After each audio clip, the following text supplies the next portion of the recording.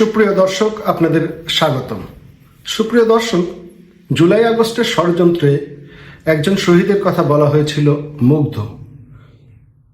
মুগ্ধ ছাড়াও অনেক শহীদের কথা বলা হয়েছে। তা আমরা পরবর্তীতে দেখলাম যে সেই সব শহীদরা আবার ফিরেও আসছে। এখন সেই সব শহীদদের বিষয়ে যে মামলাগুলো হয়েছিল, যাদেরকে আসামি করা হয়েছে, সেই মামলাগুলোর কি খবর? এই শহীদরা আজরাইলের হাত থেকে ফেরত আসার পরে কি মামলাগুলো প্রত্যাহার করা হয়েছে? যারা ভুক্তভোগী তাদের জন্য রাষ্ট্রের জবাব কি? তাদের পরিবার যে ক্ষতিগ্রস্ত হলো, তার মান ইজ্জত ডুবে গেল, এ ব্যাপারে রাষ্ট্রের কি কোনো দায় দায়িত্ব নাই? কি দায় দায়িত্ব রাষ্ট্রের ব্যাপারে পালন করবে? আর এই যে মিথ্যাচার করে মানুষগুলোকে হয়রানি করা হলো, দেশে একটা অরাজক পরিস্থিতির সৃষ্টি করা হলো, সেগুলার কি জবাব? সামাজিক যোগাযোগ মাধ্যম একটা বিষয়ে ভেসে গেছে, সেটা হলো মুগ্ধর হত্যাকাণ্ড। মুগ্ধ আসলেই মুগ্ধ নামে কারো অস্তিত্ব ছিল কিনা?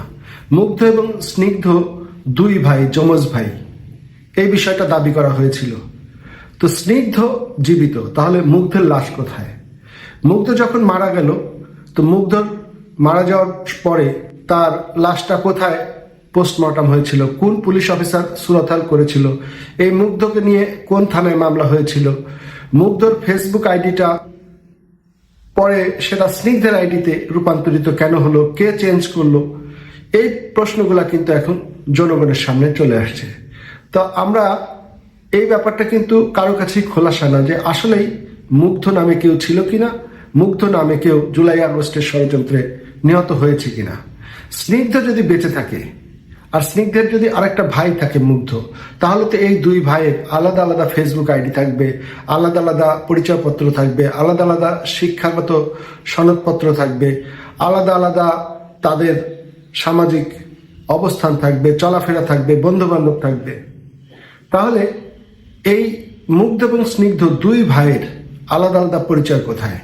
তাদের আলাদা আলাদা সার্টিফিকেটগুলো কোথায়? আজ পর্যন্ত কিন্তু সামাজিক যোগাযোগ মাধ্যমে সেটা দেখা হয়নি। এবং এই মুগ্ধের যে জানাজা হয়েছে, কবর হয়েছে, কোথায় তার কবর? কোথায় তার জানাজা? কোন মৌলবী তার জানাজা পড়িয়েছে? অথচ মুগ্ধকে নিয়ে জনগণকে কিভাবে বিভ্রান্ত করা হয়েছে। ঘটনা আসলে কতটুকু সত্য জাতি কিন্তু এখন জানতে চায় যে আসলে এই মুগ্ধ নামে কেউ ছিল কিনা, মুগ্ধ নামে কেউ হত্যাকাণ্ডের শিকার হয়েছিল কিনা। যদি মুগ্ধ নামে কেউ থেকে না থাকে, স্নিগ্ধই যদি মুগ্ধ হয়, তাহলে এই দায়ভার কে নেবে? স্নিগ্ধ বা মুগ্ধর পরিবার কি জবাব দেবে? আমাদের উচিত সেই জবাবগুলা বের করা। সবচেয়ে ভালো বলতে পারবে এই স্নিগ্ধ বা মুগ্ধর বাড়ির আশেপাশের লোকজন, বাড়ির লোকজন। তো বাড়ির আশেপাশের লোকজন কেউ যদি আমার ভিডিওটি দেখে থাকেন, কমেন্টস হোক, আমাকে মেসেঞ্জারে হোক, হোয়াটসঅ্যাপে হোক, আমাকে একটু জানাবেন, জাতিকে আমরা যাতে এই ইনফরমেশনটা জানাতে পারি।